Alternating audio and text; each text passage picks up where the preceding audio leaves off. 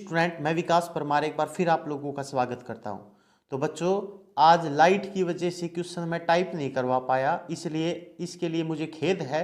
लेकिन आप लोगों की ये वीडियो जो 8 बजे डेली मिलती है, ये ज़रूर मिलनी चाहिए आप लोगों को, इसलिए मैंने हैंड रिटन ही बनाए हैं।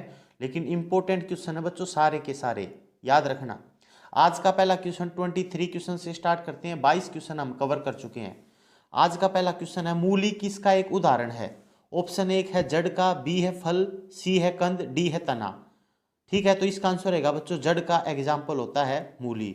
देखो भैया, अब अगर मैं यहाँ पे बात करता हूँ ना, जड़ों का जो विकास होता है वो मूलांकुर से होता है। पेपर में क्वेश्चन आएगा कि जड़ों का विकास किससे होता है? मूलांकुर से।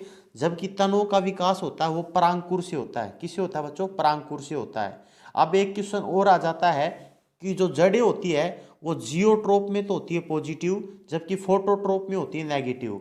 अर्थात नीचे की तरफ गति करती है, इसलिए वो पॉजिटिव होती है। जियोट्रोप में प्रकाश की तरफ ये गति नहीं करती, या प्रकाश की तरफ ये वृद्धि नहीं करती, इसलिए हम इसको फोटोट्रोप में क्या लेंगे बच्चों? नेगेटिव। किसको? जड़ों को। वहीं अगर मैं तनों की बात करता हूं तो तने जो होते हैं वो फोटोट्रोप में तो क्या हो जाते हैं? पॉजिटिव हो जाते हैं, जबकि जियोट्रोप में क्या हो जाते हैं बच्चों? नेगेटिव हो जाते हैं तने। ठीक है, उसके बाद दूसरी बात करता हूं बच्चों, यहाँ पे आप लोगों के सामने आप लोगों को दिखाई दे रही होगी, ये जो सीधी जा रही है ना, ये मेन जड़ होती है, इसको कहते हैं रूट कैप। ठीक है, और जो ये साइड में आप लोगों को दिखाई दे रही है, इनको कहते हैं रूट एयर्स। कहते हैं इनको, क्या कहते हैं इनको? Root hairs. और इस रूट एयर्स का काम होता है बच्चों जल को अवशोषण करने का, अर्थात जल का एब्जॉर्प्शन करने का काम रूट एयर्स का होता है। जब हम बचपन में आम के पौधे को उखाड़ कर भागते थे ना, तब उसकी हमेशा रूट एयर्स ही उखड़ती थी बच्चों। ठीक है, और ये रूट एयर्स जब तक हम इसको घर तक ले जाते हैं ना, तो घर तक जाते जाते वो रूट एयर सूख जाती थी, इसलिए वो पानी का अवशोषण करना बंद कर देती थी, इसलिए वो आम के जो पौधे होते थे वो घर पर नहीं उग पाते थे।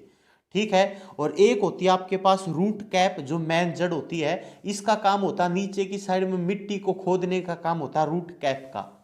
ठीक है बच्चों, एक चीज का और ध्यान रखना बच्चों, जो हाइड्रोफाइट पौधे होते हैं ना, जो पानी में उगने वाले पौधे होते हैं, उसके अंदर रूट कैप नहीं पाई जाती। रूट कैप नहीं पाई जाती किसके अंदर? जो पानी के अंदर उगने वाले पौधे होते हैं, जिसको हाइड्रोफाइट कहते हैं बच्चों। ठीक है, एक क्वेश्चन मेरे ख्याल से आप लोगों को क्लियर हो गया होगा।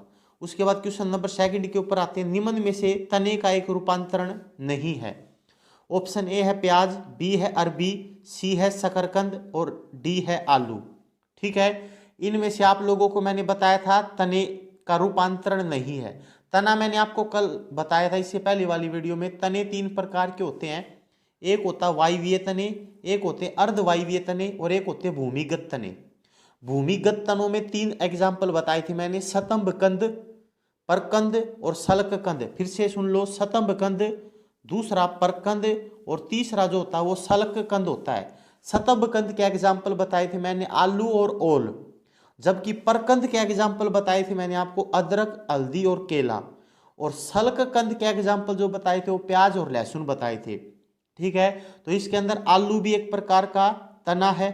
ठीक है, अरबी भी एक प्रकार का तना है, प्याज भी एक प्रकार का तना है, लेकिन शकरकंद जो होता है वो तना नहीं होता बच्चों। शकरकंद का भी तना नहीं होता। ठीक है, शकरकंद जो होता है वो एक प्रकार की जड़ें होती है, और जड़ों में भी किस प्रकार की? कांदिल जड़ें होती है। किस प्रकार की जड़ें होती है बच्चों? कांदिल जड़ें होती हैं। कौन? शकरकंद। उसके बाद अगले क्वेश्चन के ऊपर आते हैं बच्चों, क्वेश्चन नंबर 3, मतलब नेक्स्ट क्वेश्चन, मूसला जड़ों का रूप उदाहरण है। मतलब आप लोगों को बताना कि मूसला जड़ें कितने प्रकार की होती है। तो ऑप्शन ए है तुर्क रूपी, बी है कुंभी रूपी, सी है शंकु रूपी और डी है ये सभी।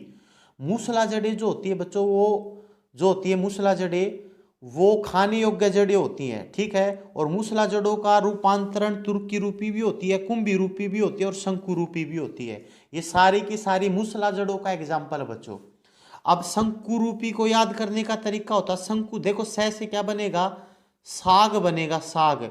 जो आप लोग सब्जी खाते हो ना, सब्जी को आप आदेशी भाषा में साग कया करा, तो सह ते बन जाएगा शंकु और गै ते बन जाएगा गाजर। तो गाजर जो है वो एक प्रकार का जड़ होता है, और जड़ में भी मूसला जड़ होता है, और मूसला जड़ में भी वो शंकु रूपी प्रकार की जड़ होती है गाजर। वही तुर्क रूपी जो जड़ होती है वो मूली होती है, मूली। मूली तुर्क रूपी जड़ होती है, जबकि कुंभी रूपी जो जड़ होती है आपके पास वो होती है चकुंदर। चकुंदर जो होता है वो कुंभी रूपी जड़ होती है बच्चों। तो तीनों चीजें मैंने आप लोगों को बता दी है। उसके बाद अगले क्वेश्चन के ऊपर आते हैं, क्वेश्चन नंबर 26 के ऊपर आते हैं। न्यू मेटाफेरा पौधे उगते हैं। न्यू मेटाफोरा पौधे कहाँ उगते हैं? ऑप्शन ए है रेगिस्तान में, बी है पानी में, सी है पहाड़ों पर, डी है दलदली भूमि के अंदर।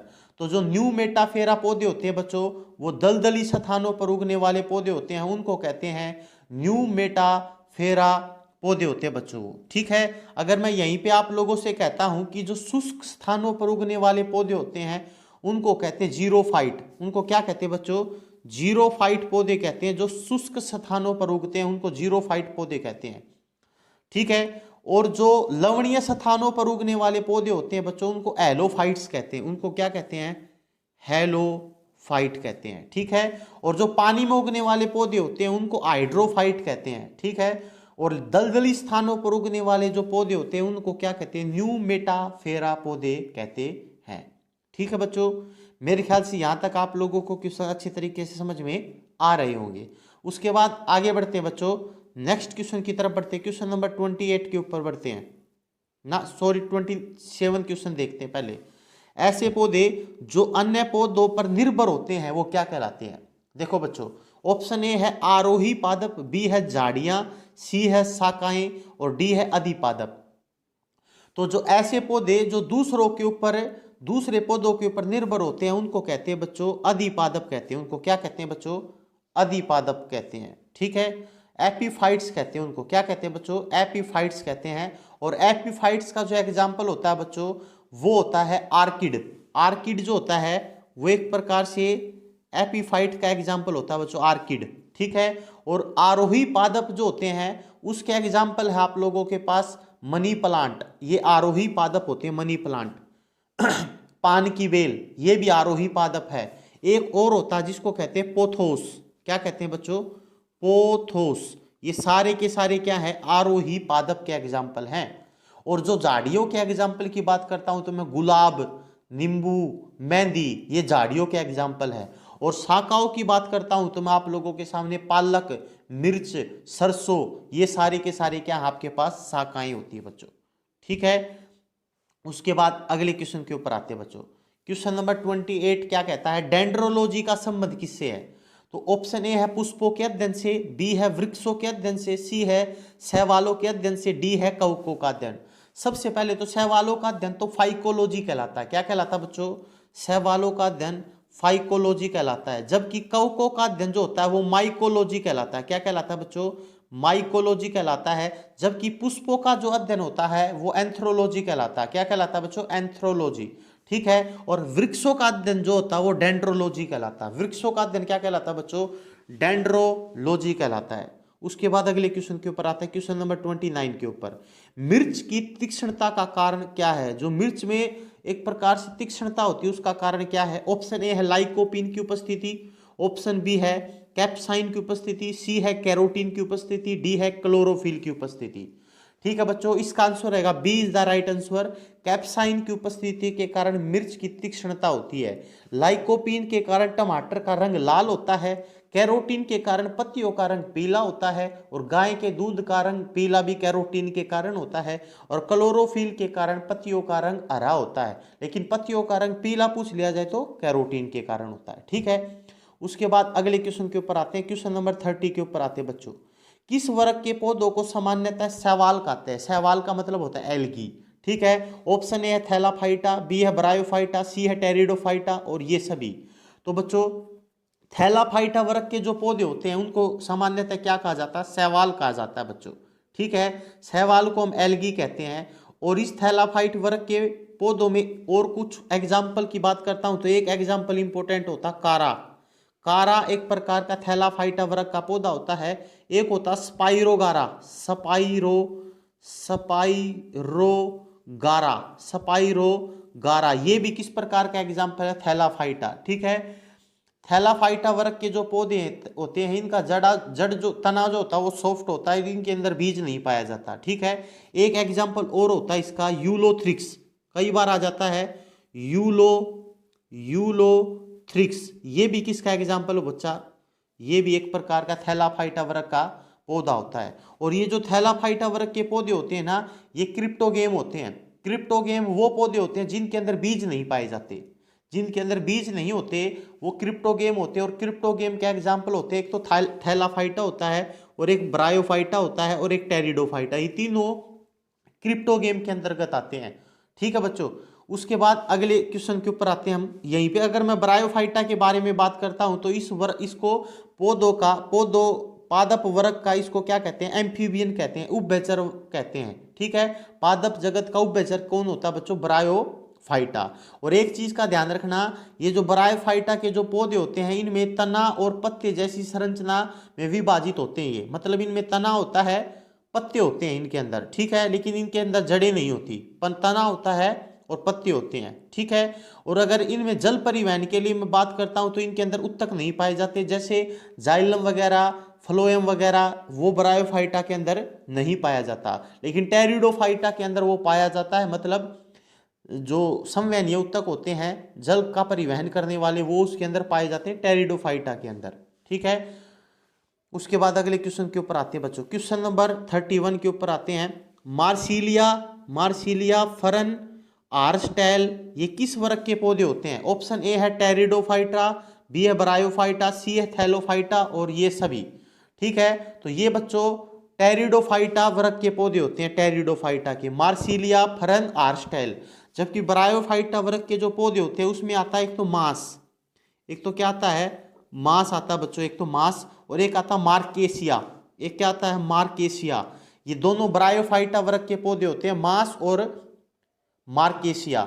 जबकि टेरिडोफाइटा वर्ग के जो पौधे होते हैं उसमें मैंने क्या बता दिया, मार्सिलिया, फरन और स्टेल।